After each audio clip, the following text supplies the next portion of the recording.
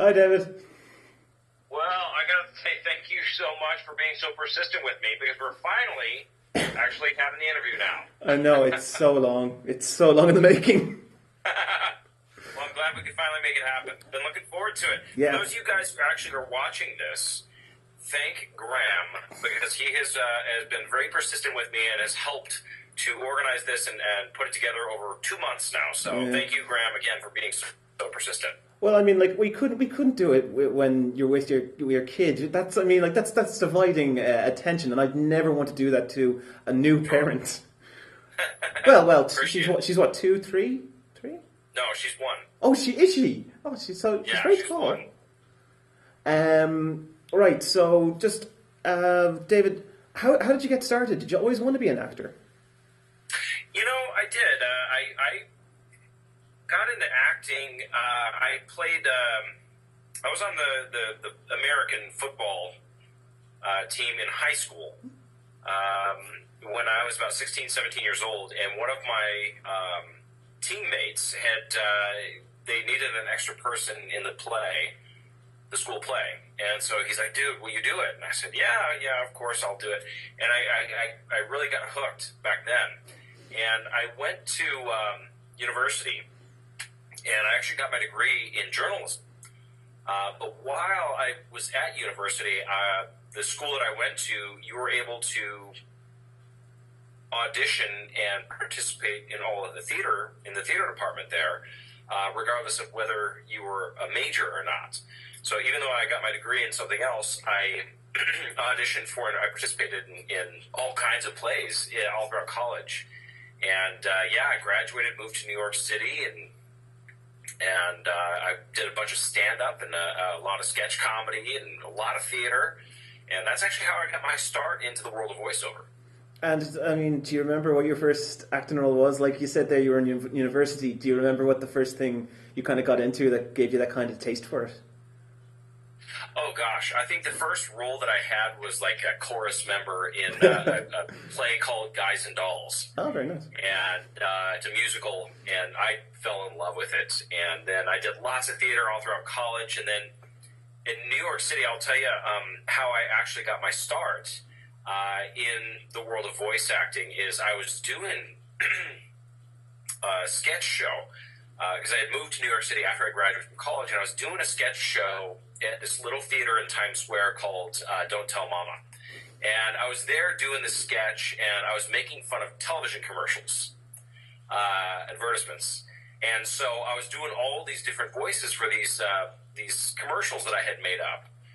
And I had a lady come up to me after one of my shows, and she looks at me and she goes, "Hey, do you have an agent?" And I go, "No." And she goes, "Here's my card. You need to call me." And so I called her. She was a voiceover agent, and she sent me out on my very first audition, which was a Rolling Rock beer radio commercial, and I wound up booking it. And that's actually how I got into the world of voiceover. And that was so your I'll tell you a first funny story. your first acting, your first voiceover job, and you got it. And I got it. That's my first incredible. Voiceover audition, Yeah. and I got it. Yeah, Yeah. so that's unheard of because literally it's 101 auditions to bookings in the world of voiceover. But I'll tell you a funny story, and specifically just for what we're here for in anime and things like that. But I'm sure that you guys will all know of an actor. His name is Steve Bloom. Oh yes, interviewed him. Very good. Yes. So Steve is a friend of mine, and Steve and I have the same agent. And so I had been doing voiceover. I moved to Los Angeles, and I had been doing voiceover for, gosh, probably 7-8 years at this point in time. And I had done some animation. I had started getting into animation and whatnot, but I had never done any anime. And so Steve and I have got the same agent. And one day we're at the office and we're doing a radio audition together. And Steve looks over at me and he goes, "Hey, Dave." Oh, yeah, man. What's up, Steve? "You ever do any anime?" "No, man. Never done any anime." "You should do anime." It's a very good Steve Blum. And so anyway, he actually gave me the business card to the late, great Kevin Seymour. And my my first role in an anime, I think, was man number 1 in Ghost in the Shell. So that's very nice. And is that Ghost in the Shell the movie, or is that Ghost in the Shell the TV series? Or you can remember? I'm pretty sure it was the movie. Oh, very nice. Yeah. That's still a nice little pedigree, because that's one of the big, one of the kind of tentpoles of anime, Ghost in the Shell. Yeah. And that's fantastic. I mean, to have known Steve Blum, and that was also a great impression of him, because he has got a very gravelly, deep voice. He's a great guy. I just did a convention with him in Milwaukee, Wisconsin, and he's just one of the good people. He's just good people.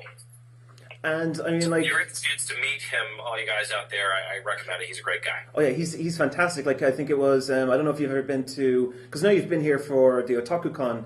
That was, you were here via Skype. I didn't actually come. Yeah. There was a mistake and some issues happened, and unfortunately the plane ticket didn't work out. But I did go to BroCon in Limerick. Oh, very nice. I did. University of Limerick a few years back, and my gosh, I had the most fantastic time. It was amazing.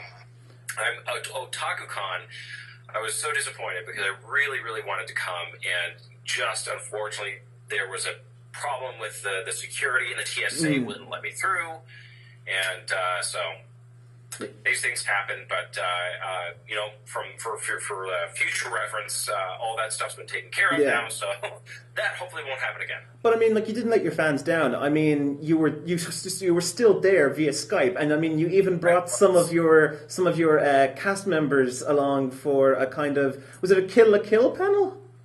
Kill la Kill. Yes. I did two Skype panels. I actually had Christine Kamenos, and I had Carrie Kiernan, who we did a Kill la Kill panel in which I voiced the role of Senketsu, which actually now I'm really excited is that it got picked up on Cartoon Network here in the United States. And that's a really big deal because it's broadcast nationwide. The United States is a huge country. I think we had over 1.2 million viewers last week. Well, sure, I've watched it, because I've watched the subbed, and it's an intense show. Yeah, it's being really, really well received. But what I'm excited about, though, is that it's getting a broad audience now. It's getting a much, much wider audience, which, in my opinion, is what a show like that deserves, because it's such an amazing, amazing show. But because of the snafu, and I wasn't able to actually physically come to OtakuCon, I was able to, I brought in some of my castmates from Kill la Kill, and we did a Skype interview, and then on, I think that was on Saturday, and on Sunday, I actually brought in a good friend of mine, Bryce Papenbrook, who you guys will know is starring in a lot of new animes, Sword Art Online. The second season just got announced. It also just got picked up on Cartoon Network, so I'm very happy for him on that. And so we had a great Skype interview, and we were able to have almost it was like I was there. So. And you've co-starred with Bryce in Tales of Grace's F. He played Asbel, and you played Richard. Personal favorite of mine. Richard and Bryce played Asbel. Yeah. In Tales of Grace's F. And you're kind of an alum of the Tales series. You've been in, I think, 3 now, which is a lot. Tales of Fantasia, Leave, Tales of Symphonia. I might be wrong. Please don't. You were Tyson in Vesperia. Tyson in Tales of Vesperia. Yes. That was Tyson in Tales of Vesperia, and then I was Chester Barklight in Tales of Fantasia, and then obviously Richard in Tales of Graces. And I don't know if you guys have this over there or not, but is Smash Brothers out? We do, yes. We have both versions, good. and yes, you of course play Robin. They asked me about this later, but I'm really excited about this one. I did the role for a video game series called Fire Emblem Awakening. Oh, very nice. And I did a character by the name of Richard, and Richard was picked up in the Smash Brothers franchise. So I've gotten to voice him in Smash Brothers, and so that's been very, very exciting too. So. And I mean, like, are you a fan of anime and kind of geek culture, or is it just something like it's just a fun kind of hobby / obviously job? But or like, do you have a kind of would that be kind of your interest? Like, do you enjoy anime and cartoons and that? It is. I grew up watching Star Blazers. If you No. remember that. Sorry. It's an old one. I'm old. But I grew up watching anime. In America, we've got shows like we had shows. This is a long time ago, but we had shows like Star Blazers. We had shows like Speed Racer and all kinds of different animes that we got to watch when I was a kid. And so it certainly was something that I was very familiar with.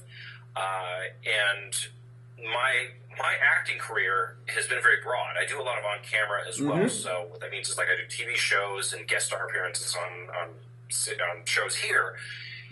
And voice acting is obviously a huge part of what I do. But becoming involved into the world of anime and geek culture, as you call it, to me has been just the absolute icing on my cake. Of my career, because I've started to go over the last couple of years. I've started to get invited to a lot of conventions, anime conventions, gaming conventions, and things like that. And I'll tell you what, it really has opened up a whole new world for me. And to me, honestly, it is really the icing on the cake to get to go to these conventions and meet fans. The energy at an anime convention is palpable, and you go and you meet these people, and everybody's there enjoying something that we all enjoy, and so it's the energy there is just, it's all positive and exciting, and I love being a part of it. So for me, it has been a real privilege, and I guess a huge bonus, you could say, in getting invited into this wonderful community. So. And I mean, looking at your CV, you've got very much a kind of an anti-hero kind of character that you seem to always play. Do you gravitate towards anti-heroes, or does it just happen that you become the anti-heroes? Like even Grimjaw, who is a villain, everyone still loved him. Everyone, and then you had an anti-hero kind of lead off. Like, I mean, is that the kind of thing you look at? He did. Grimjaw, for me, was such a fun character to play. Number one, I mean, he's just a cool-looking character, and he's a cool character, I mean, he's a villain, but he's the bad guy that you love, just because he's that cool. So I don't know if I necessarily gravitate. I audition, and Lord knows I go wherever the word takes me. Perhaps I do well with those types of characters. Maybe that's the reason why I book them. Yeah. But I loved that character. I loved getting to work on Bleach. Bleach was an amazing show. And to get to be a part of a franchise like that, and not just be a part of a show like that, but to be, in my opinion, I think Grimjaw is a pretty pivotal character. A very important character throughout the entire series, because it's a very long series. Yes. And so getting to go in and be a part of a series like that and play a character that, in my opinion, is as important and as cool as Grimjaw, that was it was a thrill. And do you think he died? Because it's left very ambiguous when that arc ended, if he died or not. I know. I get asked that all the time, and I don't know. I've heard in the manga that, and I've seen it because they've shown it to me. Yeah, there's whispers. Yes, it looks like him, but we just don't know. Yeah, and so it's still up to the creators at this point. Yeah, and I've asked Terrence Stone, who voices Kuroichi. I get his name wrong. Miuri. Is it going to be picked up again? Like, we know that it's kind of it's ended, but the manga is still going, and we know actors are always the last to know. But in your opinion, do you think it'll be picked up again? Again, I'll second Terrence on this one. We are the last to know. Honestly, it's all on the production end of things, and we usually, put it this way, I'll tell you a funny story. I had initially gotten, this is just to illustrate the point that we are the last to know. I had auditioned, or not auditioned, but I had actually played Grimjaw, in a video game that came out 2 years before the anime came out. Oh, wow. Right? So, it's called Shattered Blade. Oh, yeah, and it's a kind of, Went in and I worked with the wonderful director and actress Wendy Lee. And I went in and she showed me this video, and then she's like, "This is who you're playing," and I fell in love with this character. And so I called the production company that was producing Bleach, the anime series, which was again being broadcast on Cartoon Network here in the States. And so I contacted them and I said, "Hey, listen, I just played this character in the series in a video game, and I would love to reprise my role in the anime series." And they're like, "Yeah, that's not coming out for 2 years, man." So I'm like, "All right." So I contacted them time and time again over the course of 2 years until finally they're like, "What do you want, David?" And I'm like, "Yes, I just really want to reprise that role." Well, finally I get an email and they're like, "Oh yeah, we just got a bunch of roles in. Can you come in and audition for some stuff?" And so there it is. I go into the studio and there are the sides, which is the script for this character that I have been, wanting to play for a couple of years at this point. And there are 30 other guys all lined up to audition for that character. So it really is the last minute. They were the last people to know about stuff. So, I mean, they knew that it was coming long before I did. And that's just the way it goes. But I mean, looking at your... I got the role. Yeah, yes. And hopefully you'll get to reprise that role very soon. I would love that. It would be amazing. How's that? I have to say, I am up to date in the manga. He still hasn't shown up properly, so we're still kind of waiting. All right. But now looking to your kind of current work, playing Sanketsu, what's it like playing a very... I mean, the show is... Kill la Kill is a very interesting show. It's very different. The animation is very out there, but also the kind of dialogue in that is very, very intense. And for even a Cartoon Network show, it can be a bit risky. Like, have they toned him down? Have they toned down Sanketsu for the English dub? Like, have they toned him down? No. Have they not? You know what, Graham? They didn't. Wow. They didn't. And I was honestly surprised at that. That I thought, and that was kind of like the common theme, is that they were really going to censor the heck out of it. But they really didn't. We did not use a lot of foul language or cursing in the dub. But there certainly was some risque stuff going on. Yeah. And they have not... Cartoon Network has not, the broadcasters have not censored it at all. So it's been good because it's staying true to the show. And the show is such a remarkable show. It's funny. It's so funny. And the writing is so sharp. And the animation is so sharp. So I was excited to see that they left it alone. And, I always ask this. How does your family find, your job? Like, how did your parents react when you came home and said... Mom, Dad, I'm going to be a voice actor, or even just I'm going to be an actor. Like, how have they taken it? 100% support. Honestly, I've had absolutely nothing but support from my family from when I first started out. And I mean, I know that my mom was certainly scared when I decided to pick up and move to New York City and to live in Manhattan, as any mother would be to for their child leaving to the big city. But no, my family has been just 110% supportive of what I have chosen to do as a career, thankfully. And that's meant a lot to me.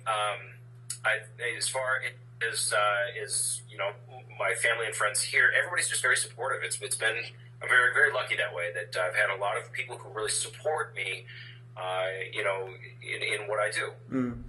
And when you go to conventions, like you said there yourself, you love going to conventions. What does it feel like to see people dressing up as characters that you've voiced? Like, what's it like when you see a Grimjaw or, Sanketsu must be the weirdest one because technically, he's on someone. Yeah, I mean, it's so... You know what? I'll say a couple things. Number one, seeing people dressed up as Sanketsu from Kill la Kill, that's weird. Yeah. Okay, because one, they have I've seen some amazing cosplays. For me, it's a thrill. And Graham, I'm going to tell you what one of my favorite things to do is because the great thing about being a voice actor is you're pretty much anonymous. Yeah. Okay, I can walk out into the crowd and nobody knows who I am. And unless they've seen my picture in the brochure. That's getting harder these days for you guys now, though. That's getting harder. It is, and now you're right, I am starting to get recognized more. But what's fun to me is to go up to somebody who's cosplaying as a character that I've done, say Grimjaw, for instance, and go up to them and talk in the voice. Or go up to them and ask them if I can get a picture with them. And because I love to do that. I love going up and meeting them and talking to them and getting a picture with them. And then at the very last minute, I'll drop the, oh yeah, by the way, I actually voice him, and then I'll watch the expression on their face, like, no, it's hilarious. It's a lot of fun.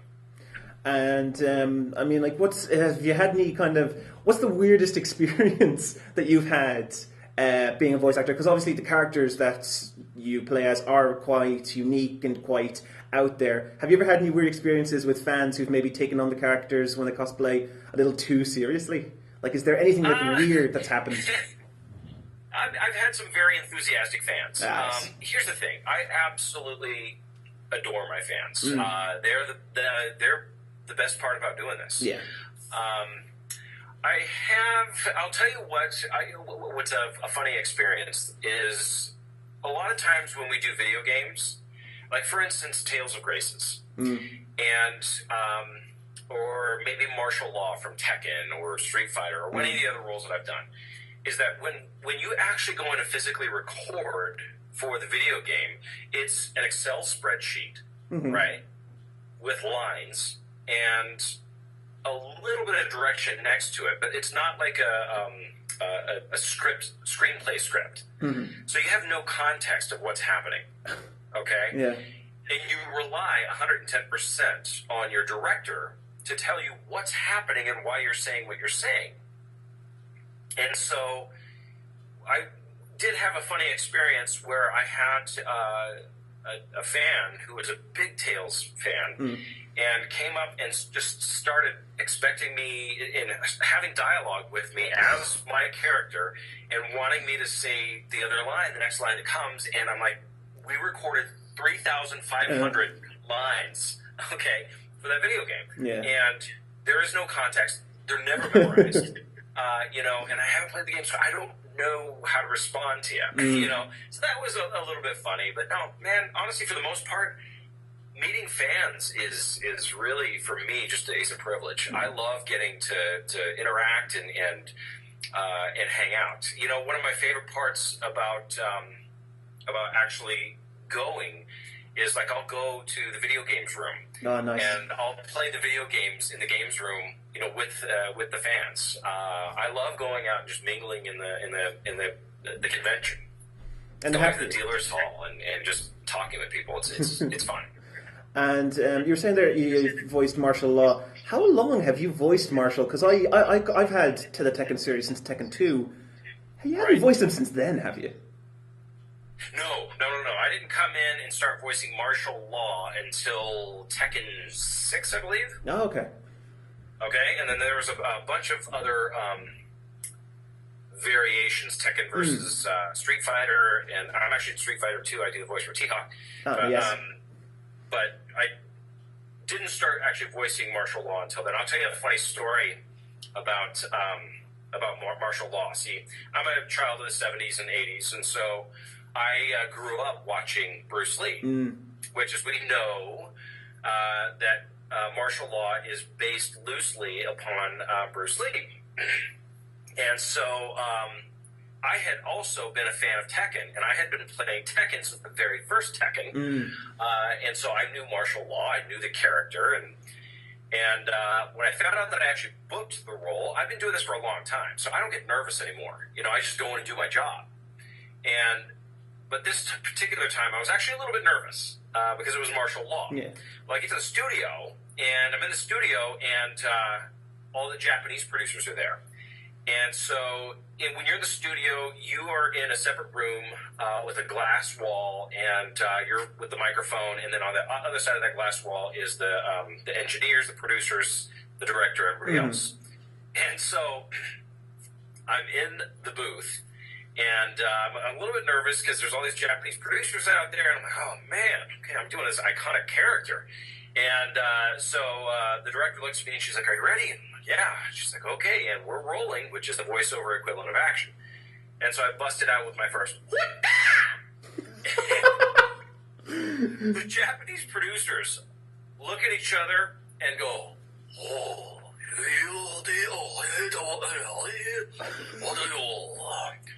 and I'm thinking to myself, I'm like, oh my gosh, they hate me. I'm going to get fired.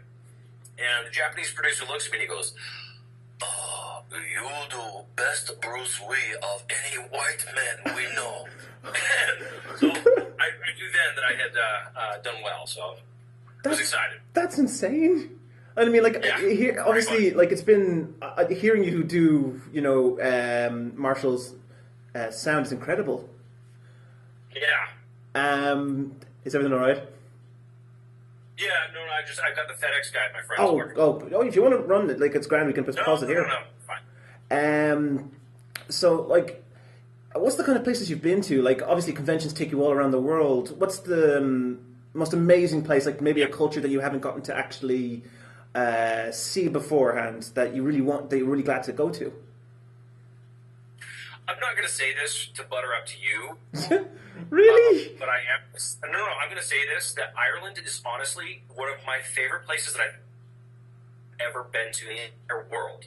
And the country's beautiful, but to me, it's the people of Ireland. I absolutely love Ireland. It is by far one of my top places to go.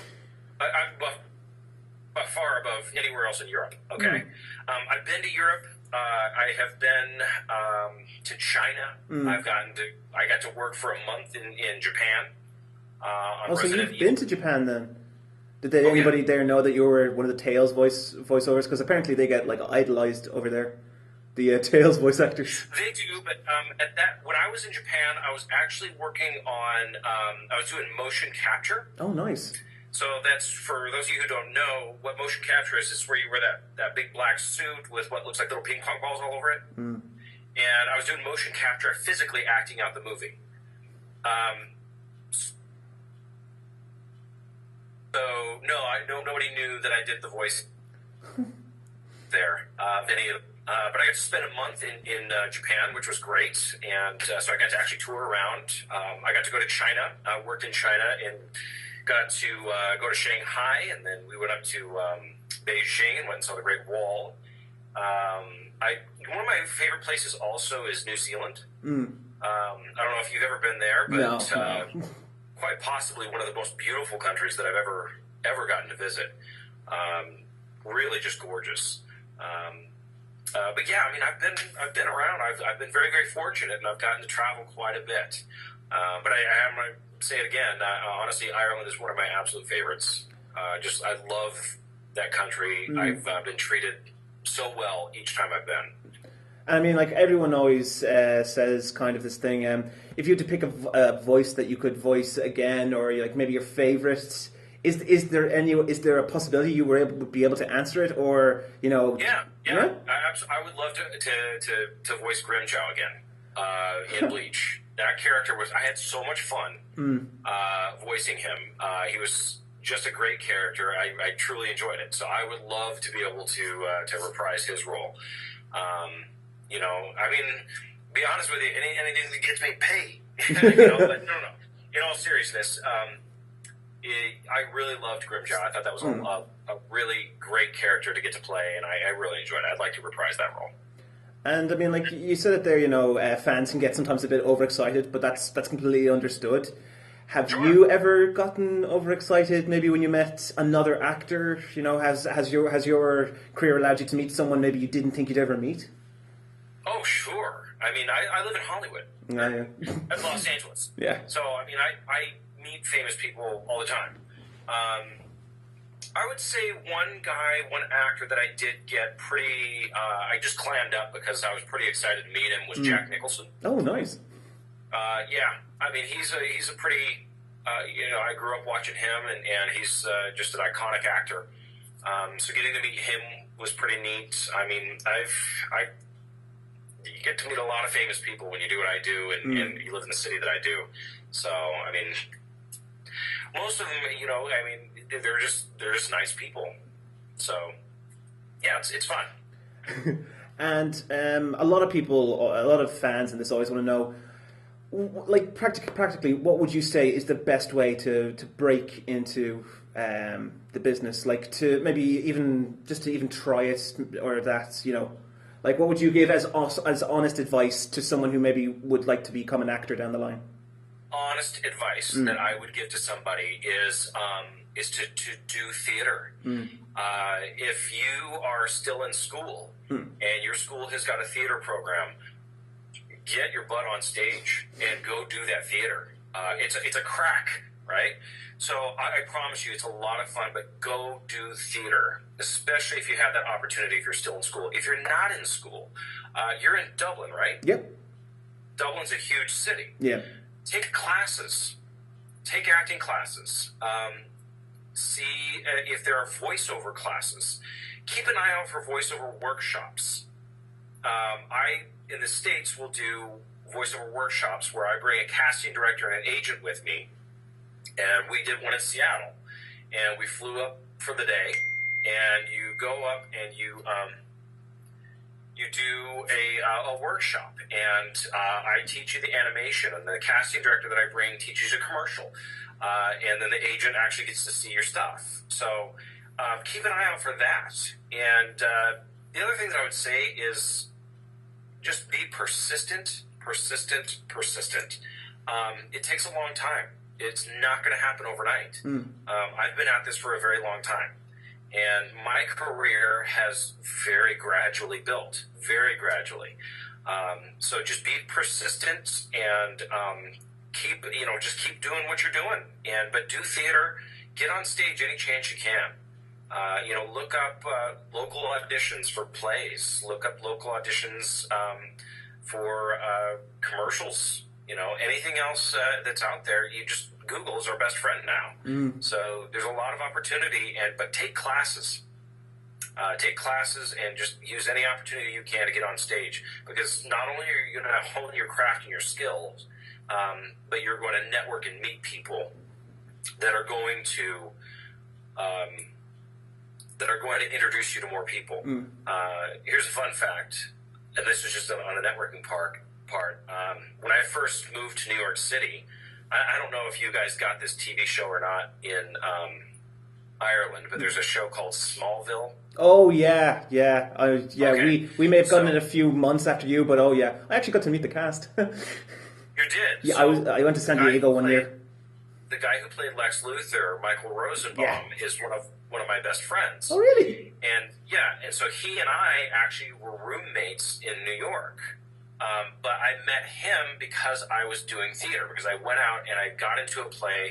I did Dracula, and he came in. Our show got extended for a couple of weeks, and we needed somebody else to replace another character. He came in and saw the show. He and I hit it off. I recruited him to come in and do the show. So that's how you network, is making friendships, networking. Do that if you want to get involved in this industry. Well, listen. And that's all of the work the same in Ireland as it will here. Yeah. Well, listen, David, thank you so much for doing this interview. It's been so much fun. I know myself and all your other fans cannot wait for the English dub of Kill la Kill to get over here.